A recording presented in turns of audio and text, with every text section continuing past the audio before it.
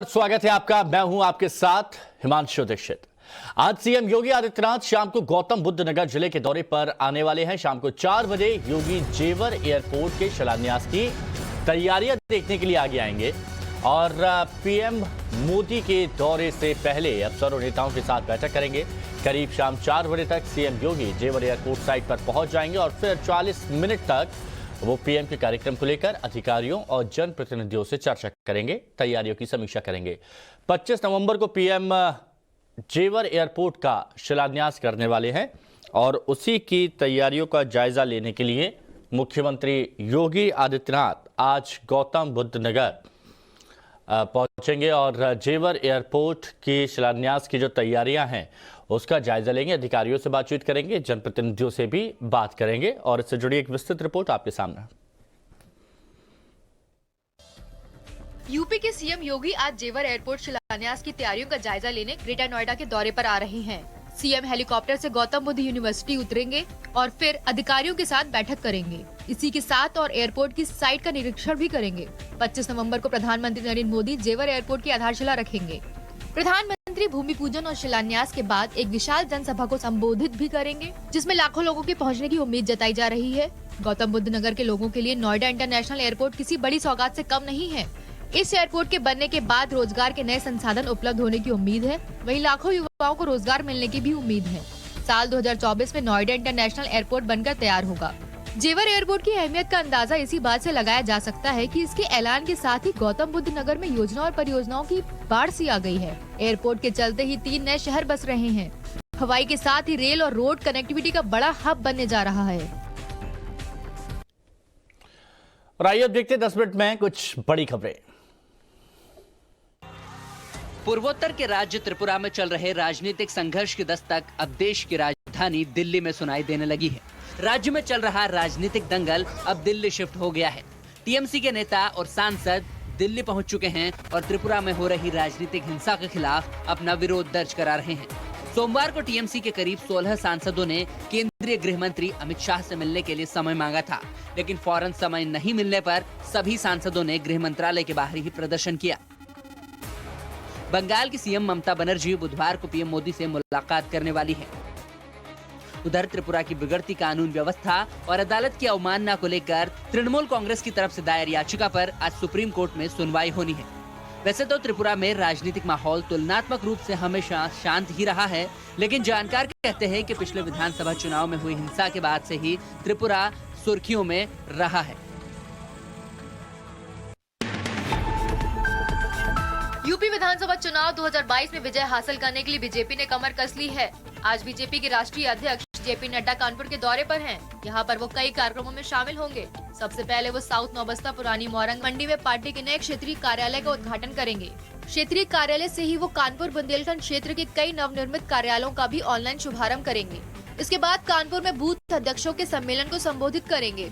इस सम्मेलन में कानपुर बुंदेलखंड इलाके के सभी 52 विधानसभा क्षेत्रों के 22,143 बूथ अध्यक्षों के शामिल होने की संभावना है। सीएम योगी भी इस सम्मेलन में शामिल होंगे और बूथ अध्यक्षों को विधानसभा चुनाव 2022 के लिए जीत का मंत्र देंगे। कार्यक्रम को भव्य बनाने के लिए पुरजोर कोशिश की गई है। इसके साथ ही शहर को भी राष्ट्रीय अध्यक्ष जेपी नड्डा के स्वागत के लिए होर्डिंग्स और बैनर से तैयार कर दिया गया है। 2017 के विधानसभा चुनाव में कानपुर बुंदेलखंड की 52 सीटों में 47 सीटों पर बीजेपी ने शानदार जीत दर्ज की थी, जबकि 2019 के लोकसभा चुनाव में 10 में से 10 सीट जीतकर क्लीन स्वीप किया था। यूपी में आगामी विधानसभा चुनाव को लेकर सरगर्मियां तेज हैं। बीजेपी के राष्ट्रीय अध्यक्ष जेपी नड्डा ने गोरखपुर में निषाद पार्टी के अध्यक्ष संजय निषाद से मुलाकात की है। इस दौरान सीएम योगी आदित्यनाथ और प्रदेश संगठन मंत्री सुनील बंसल भी मौजूद रहे। इन नेताओं के साथ यूपी विधानसभा चुनाव को लेकर सीटों के बंटवारे पर चर्चा हुई है। बैठक के बाद संजय निषाद ने दावा किया कि मछुआ आरक्षण को लेकर नड्डा से सार्थक बातचीत हुई है। नड्डा ने भी आश्वस्त किया है कि संवैधानिक रूप से मछुआ आरक्षण को लागू किया जाएगा। निषाद पार्टी का बीजेपी से गठबंधन हो चुका है। दोनों ही दल के नेताओं के बीच गठबंधन के बाद पहली बार सीटों को लेकर बातचीत हुई है। संजय निषाद का कहना है कि दोनों दल यूपी विधानसभा चुनाव में साथ मिलकर लड़ेंगे। यूपी में विधानसभा चुनाव को लेकर बीजेपी ने भी कमर कस ली है और अपने अलायंस दलों के साथ लगातार चुनावी रणनीति पर चर्चा कर रही है। बीजेपी इस विधानसभा चुनाव में पुराना प्रदर्शन फिर से दोहराने की कोशिश में जुटी हुई है। यूपी विधानसभा चुनाव को लेकर राजनीतिक पार्टियों ने कमर कस ली है। इस बीच मुलायम सिंह यादव के जन्मदिन के मौके पर प्रगतिशील समाजवादी पार्टी के सुप्रीमो शिवपाल यादव ने अखिलेश को अल्टीमेटम दिया है कि गठबंधन पर फैसला जल्दी हो जाना चाहिए। शिवपाल ने कहा कि वो चाहते हैं कि एक होकर चुनाव लड़ा जाए। शिवपाल के मुताबिक नेताजी ने हमको पढ़ाया भी है, कभी कभी कुश्ती के दाव भी सिखाए हैं। राजनीति के बारे में भी बहुत कुछ उनसे हमने सीखा है। पूरे लोग चाहते हैं कि एक होकर के भी चुनाव लड़ो, तो इसलिए हम भी चाहते हैं एक होकर के लड़ो। अब फैसला जल्दी हो जाना चाहिए, नहीं होता है तो हम एक हफ्ते के अंदर फिर कहीं न कहीं अपनी प्रगतिशील समाजवादी पार्टी का सम्मेलन फिर करेंगे। शिवपाल ने कहा, एकता में ताकत होती है, बिखराव में ताकत नहीं होती। परिवार में बिखराव होता है तो बहुत कमियां आती है। शिवपाल यादव ने मुलायम सिंह यादव के जन्मदिन के मौके पर एक फोटो भी ट्वीट की है। इसके साथ उन्होंने लिखा है, मैंने वहां भी तुझे मांगा था जहां लोग सिर्फ खुशियां मांगते हैं। आपको जन्मदिन की बधाई और शुभकामनाएं। आप दीर्घायु हो, स्वस्थ रहें और देश और समाज को ऐसे ही दिशा दें। ऐसी शुभकामनाएं, ऐसी मंगल कामनाएं हैं। मिशन पंजाब में आम आदमी पार्टी ने पूरी ताकत झोंक दी है। केजरीवाल पंजाब के दौरे पर हैं और वोटरों को लुभाने के लिए तमाम तरह की कोशिशों में जुटे हुए हैं। सोमवार को मोगा में केजरीवाल ने एक रैली की और कई सारे ऐलान किए। केजरीवाल ने कहा है कि पंजाब में अगर उनकी पार्टी की सरकार बनती है तो हर महिला के खाते में हर महीने 1,000 रुपए दिए जाएंगे। बिना नाम लिए उन्होंने पंजाब की चन्नी सरकार पर भी निशाना साधा और कहा कि आजकल पंजाब में एक नकली केजरीवाल घूम रहा है। वो पंजाब में जो भी वादा करते हैं 2 दिन बाद वो ही बोल दिया जाता है, लेकिन वो करता नहीं क्योंकि वो नकली है। पंजाब चुनाव में दिल्ली की तर्ज पर अरविंद केजरीवाल राज्य के ऑटो चालकों को भी अपने पाले में लाने की कोशिशों में जुटे हुए हैं। इसी प्लानिंग के तहत केजरीवाल लुधियाना में ऑटो से ही ऑटो चालक दिलीप कुमार तिवारी के घर पहुंचे और वहां पर खाना खाया। केजरीवाल ने ऑटो चालकों से वहां वादा किया कि अगर उनकी सरकार बनेगी तो कॉरपोरेशन बनाएंगे जिसमें डिसीजन मेकिंग में ऑटो और टैक्सी वालों को रखा जाएगा। राष्ट्रीय स्वयंसेवक संघ के प्रमुख मोहन भागवत ने कहा है कि भारत को महाशक्ति नहीं बल्कि विश्व गुरु बनना है। संघ प्रमुख ने कहा है कि जो आज महाशक्ति हैं, उन्होंने बस दुनिया पर डंडा चलाया है और अपना स्वार्थ सिद्ध किया है। भारत को वैसा नहीं बनना है बल्कि भारत को विश्व गुरु बनना है। आज जो महाशक्ति बन गए उन्होंने क्या किया? दुनिया पर डंडा चलाने के अतिरिक्त और बड़ी बड़ी सुनहली घोषणा के पीछे अपने स्वार्थ साधने के अतिरिक्त क्या किया? हमको नहीं बनना है वैसा, हम विश्वगुरु बनेंगे। संघ प्रमुख मोहन भागवत ने भारत विकास परिषद के कार्यक्रम में कहा कि सब बातों में हम दुनिया में नंबर 1 रहेंगे, लेकिन सारी दुनिया हमारे जैसी बने इसके लिए हम उन्हें अपने जैसा नहीं बनाएंगे, बल्कि वहाँ के लोग आकर देखें, सीखें, तब वह हमारे जैसा बने। यूनान, मिस्र, रोमा सब मिट गए, जहां से कुछ बात है कि हस्ती मिटती नहीं हमारी। ये क्यों हुआ?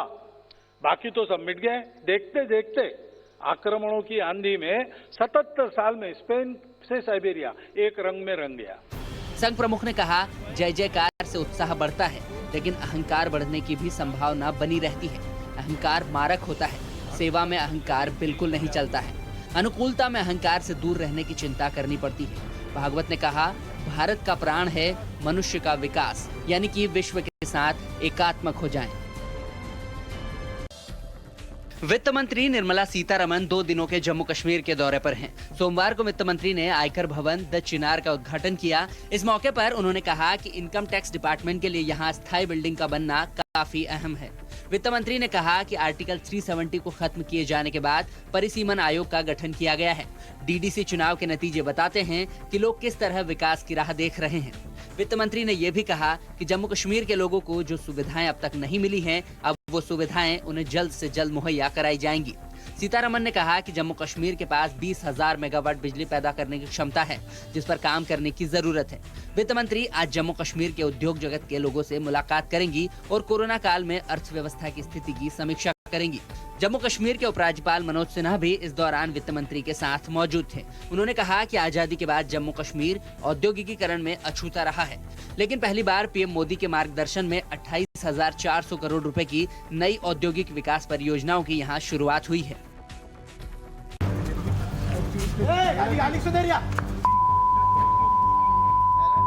पुलिस पिटाई का ये वायरल वीडियो इंदौर का है। वीडियो में एक एएसआई इस लड़के की पिटाई कर रहा है। पीड़ित युवक ने आरोप लगाया है कि ये जांच के नाम पर पुलिस अधिकारी ने उसकी मोटरसाइकिल की चाबी निकाली और उसे छोड़ने के बदले 500 रुपए की घूस मांगी। जब उसने रिश्वत देने से इनकार कर दिया तो उसकी पिटाई कर दी। वीडियो में दिखाई दे रहा है कि कैसे एक पुलिस वाले ने पहले युवक को लात मारी और फिर उसे थप्पड़ मारने लगा। सूचना मिलते ही डायल 100 की एक टीम मौके पर पहुंची और युवक को थाने ले आई। हालांकि युवक को रिहा कर दिया गया है। उधर वीडियो वायरल होने पर आरोपी एएसआई को लाइन अटैच किया गया है। घटना इंदौर के महारानी रोड इलाके की है।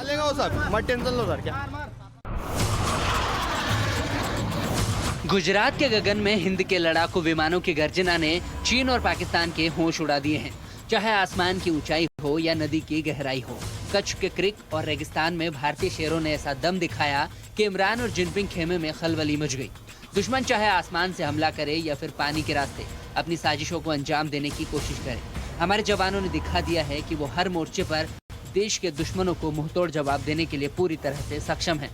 गुजरात में 19 नवंबर से लेकर 22 नवंबर तक सागर शक्ति एक्सरसाइज में सशस्त्र बलों ने अपना युद्ध कौशल दिखाया है। इस अभ्यास में भारतीय सेना, नौसेना, वायुसेना, भारतीय तटरक्षक बल, सीमा सुरक्षा बल और गुजरात सुरक्षा तंत्र के जवान शामिल हुए थे। एक्सरसाइज में आसमान से लेकर जमीन और पानी के भीतर ऑपरेशन को अंजाम देने के गुर साझा किए गए। अक्सर गुजरात में पानी के रास्ते घुसपैठ की कोशिश की जाती है। इस घुसपैठ की कोशिश को किस तरह से नाकाम करना है, इस एक्सरसाइज में जवानों ने एक दूसरे के साथ इसकी टैक्टिक्स साझा की। दिल्ली में एयर पॉल्यूशन के मामले पर आज सुप्रीम कोर्ट में सुनवाई हो सकती है। आज सुप्रीम कोर्ट में प्रदूषण रोकने को लेकर किए जा रहे उपायों पर सुनवाई हो सकती है। पिछली सुनवाई में कोर्ट ने सरकार को निर्देश दिए थे, साथ ही कड़ी फटकार भी लगाई थी, जिसके बाद सरकार ने प्रदूषण रोकने के लिए कई प्रतिबंध लगा दिए थे।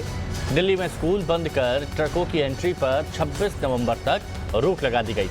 हालांकि पिछले 2 दिन से एनसीआर में एयर क्वालिटी इंडेक्स में थोड़ा सा सुधार देखने को मिला है, लेकिन अभी भी इसे बेहतर नहीं कहा जा सकता है।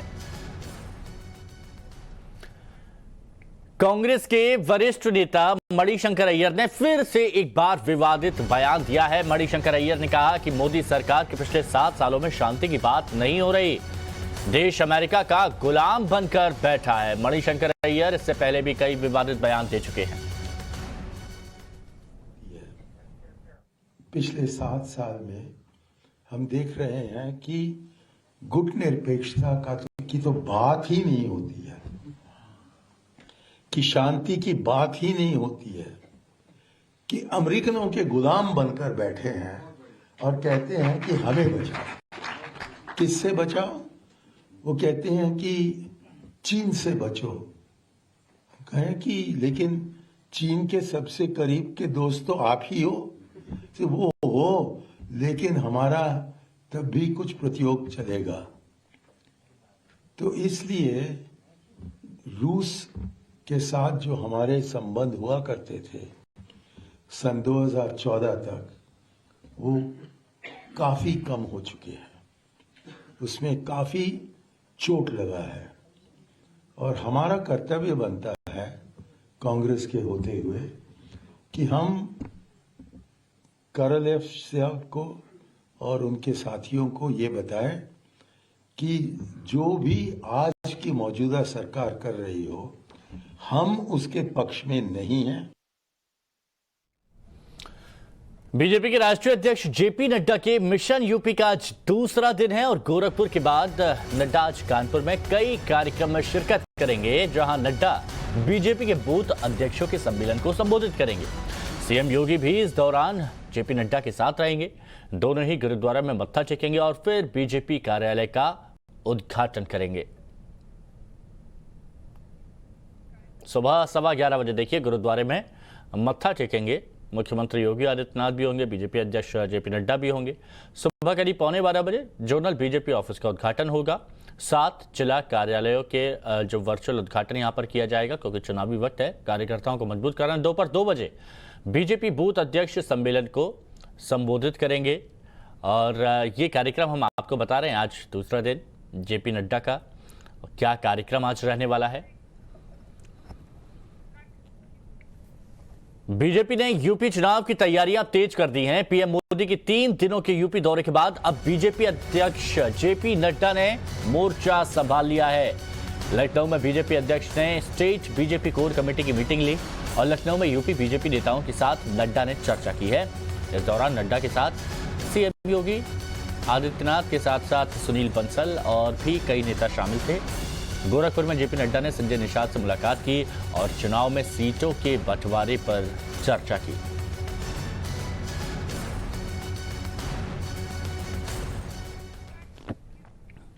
बीजेपी कमल पुष्प के जरिए लोगों को पार्टी से जोड़ने के लिए राष्ट्रव्यापी कार्यक्रम की शुरुआत की है और कमल पुष्प नमो ऐप में ही एक सेक्शन है जहां बीजेपी कार्यकर्ता इस मॉड्यूल में फोटो, वीडियो, अखबार की कटिंग, लिंक अपलोड कर सकते हैं और यहां तक कि लिख भी सकते हैं। लोग जनसंघ और बीजेपी के उन कार्यकर्ताओं की जीवनी से जुड़े लेख अपलोड कर सकते हैं जिन्होंने सेवा, सहयोग और संस्कार की भावना से लोगों के लिए अपना जीवन समर्पित कर दिया। पीएम मोदी ने राष्ट्रीय कार्यकारिणी की बैठक में इस मॉड्यूल की शुरुआत की थी।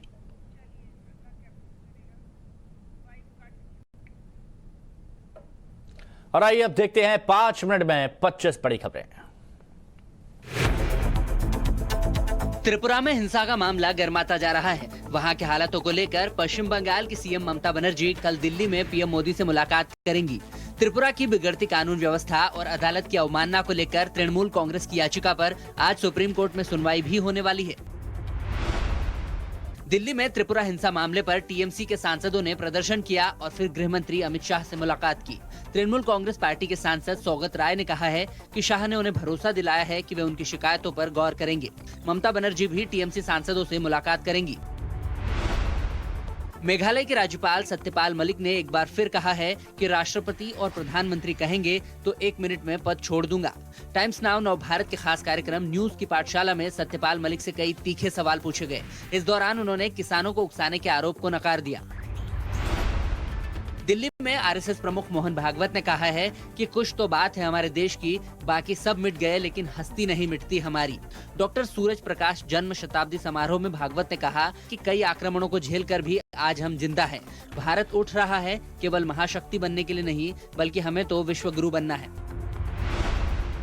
जम्मू कश्मीर के पूर्व सीएम फारूक अब्दुल्ला ने एक बार फिर पाकिस्तान से बातचीत की वकालत की है। पीओके को हासिल करने के सरकार के एजेंडे पर अब्दुल्ला ने कहा कि हमें पाकिस्तान से बातचीत करनी चाहिए। फारूक अब्दुल्ला ने यह भी कहा कि ये जो कहते हैं कि हम ये ले लेंगे वो ले लेंगे, इससे बात हल नहीं होगी।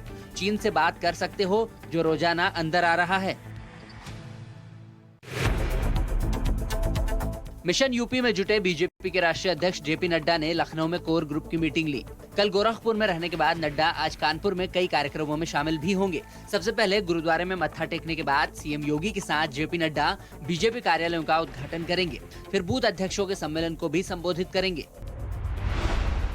जेवर एयरपोर्ट की शिलान्यास से पहले तैयारियों की समीक्षा के लिए सीएम योगी आज शाम गौतम बुद्ध नगर आएंगे। शाम को योगी पीएम के कार्यक्रम को लेकर अधिकारियों और जनप्रतिनिधियों से चर्चा करेंगे। पीएम मोदी 25 नवंबर को करीब 6200 हेक्टेयर में बनने वाले दुनिया के चौथे सबसे बड़े इंटरनेशनल एयरपोर्ट का शिलान्यास करने वाले हैं। अखिलेश यादव और शिवपाल यादव के बीच सीटों को लेकर बातचीत नहीं बन पा रही है। शिवपाल ने आखिरी बार अखिलेश को अल्टीमेटम देते हुए कहा है कि 1 हफ्ते में जवाब नहीं मिलने पर हम लखनऊ में बड़ा सम्मेलन करेंगे और रणनीति बनाएंगे। शिवपाल ने यह भी कहा कि हम चाहते हैं कि एक होकर चुनाव लड़ा जाए। हमने तो गठबंधन की भी बात कही है और विलय की भी। महंगाई के मुद्दे पर मोदी सरकार को घेरने में जुटी कांग्रेस रणनीति बनाने में जुटी हुई है, जिसको लेकर यूपी, पंजाब, हरियाणा, दिल्ली और राजस्थान के प्रभारी अध्यक्ष और सीएलपी की बैठक हुई है। कुमारी शैलजा ने बताया कि देश भर में महंगाई के खिलाफ जन जागरण अभियान चल रहा है, जिसका समापन दिल्ली में एक बड़ी रैली के तौर पर किया जाएगा। जल्द ही इसकी तारीखों का ऐलान होगा। केंद्रीय खेल मंत्री अनुराग ठाकुर आज यूपी के मुजफ्फरनगर दौरे पर रहेंगे, जहां वे खिलाड़ियों को सम्मानित करेंगे। बीजेपी सांसद और केंद्रीय राज्य मंत्री संजीव बालियान ने बताया कि अनुराग ठाकुर सांसद खेल स्पर्धा के जिला स्तरीय फाइनल में मुख्य अतिथि के तौर पर शामिल होंगे और विजेता खिलाड़ियों को पुरस्कृत करेंगे। आज आरजेडी सुप्रीमो लालू यादव की पटना की सीबीआई कोर्ट में पेशी होगी। चारा घोटाले में भागलपुर और बांका ट्रेजरी से 46 लाख के निकासी मामले में सुबह 11 बजे उनकी पेशी होने वाली है। कल शाम को ही लालू यादव राबड़ी देवी और मीसा भारती के साथ पटना पहुंचे हैं। बॉम्बे हाईकोर्ट से महाराष्ट्र के मंत्री नवाब मलिक को राहत मिली है। वानखेड़े के परिवार के बारे में ट्वीट करने से रोकने से कोर्ट ने इनकार कर दिया है। मलिक के खिलाफ मानहानि मुकदमे में हाईकोर्ट ने कहा है कि समीर वानखेड़े के खिलाफ नवाब मलिक के ट्वीट दुर्भावना से प्रेरित थे। अदालत ने यह भी कहा है कि मंत्री उचित सत्यापन के बाद ही वानखेड़े और उनके परिवार के खिलाफ बयान दे सकते हैं। पंजाब के कांग्रेस नेता और पूर्व विधायक सुखपाल सिंह खेरा ने अपनी गिरफ्तारी के खिलाफ हाईकोर्ट की शरण ली है। प्रवर्तन निदेशालय द्वारा अपनी गिरफ्तारी के खिलाफ पंजाब और हरियाणा हाईकोर्ट में याचिका दायर की है, जिस पर आज सुनवाई होने वाली है। अखिल भारतीय अखाड़ा परिषद के पूर्व अध्यक्ष महंत नरेंद्र गिरी की संदिग्ध मौत मामले में सीबीआई की चार्जशीट से बड़ा खुलासा हुआ है। सीबीआई ने महंत नरेंद्र गिरी की मौत को खुदकुशी ही माना है और हत्या किए जाने की आशंकाओं को खारिज कर दिया है। एजेंसी ने यह भी माना है कि उनकी हत्या करने के कोई सबूत नहीं है।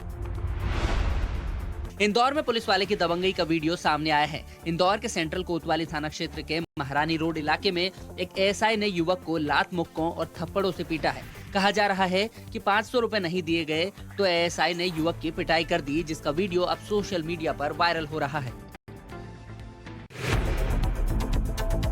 भारत मानवीय आधार पर अफगानिस्तान की मदद करेगा। भारत 50,000 मीट्रिक टन गेहूं पाकिस्तान के रास्ते अफगानिस्तान भेजने वाला है। पाकिस्तानी पीएम इमरान खान ने अफगानिस्तान को भारत ने जिस मदद की पेशकश की है उसे पाकिस्तान के रास्ते ले जाने की अनुमति देने का ऐलान कर दिया है। जर्मनी में फिर से कोरोना ने पांव फैलाना शुरू कर दिया है। जर्मन चांसलर एंजेला मर्केल का कहना है कि नए कोविड केस में उछाल देश का सबसे बदतर अनुभव है। वहीं एंजेला मर्केल ने सख्त प्रतिबंध लगाने की भी बात कही है। नेपाल के मदरसों में आईएसआई के संदिग्ध अधिकारियों का दौरा होने की बात सामने आई है। काठमांडू में पाकिस्तानी दूतावास में तैनात अधिकारी नेपाल में प्रायोजित मदरसों और कार्यक्रमों का नियमित दौरा करते हैं। कहा जा रहा है कि स्थानीय मुस्लिम आबादी पर इसका गहरा प्रभाव पड़ सकता है।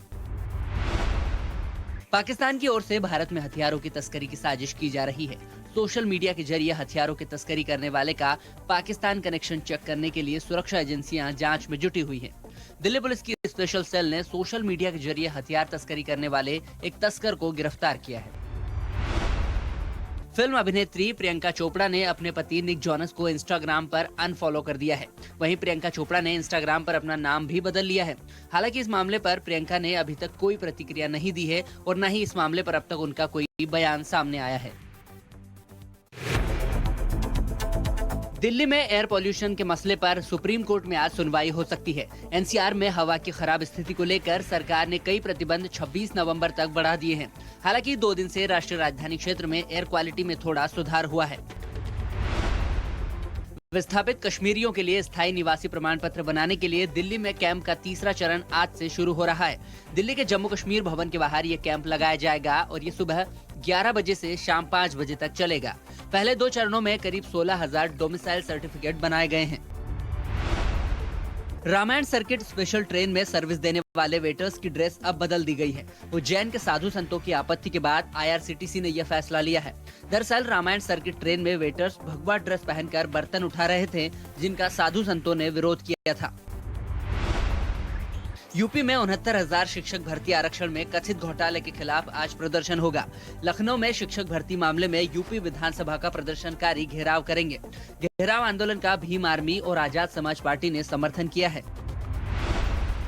गुजरात के भुज में भारतीय सेना, नौसेना, तटरक्षक दल, सीमा सुरक्षा बल और गुजरात पुलिस ने संयुक्त अभ्यास किया। कच्छ के क्रिक एवं रेगिस्तान में भारतीय सेना का सागर शक्ति प्रशिक्षण हुआ। मछली पकड़ने के नाम पर भारत में घुसपैठ की नापाक हरकतों को अब करारा जवाब दिया जाएगा।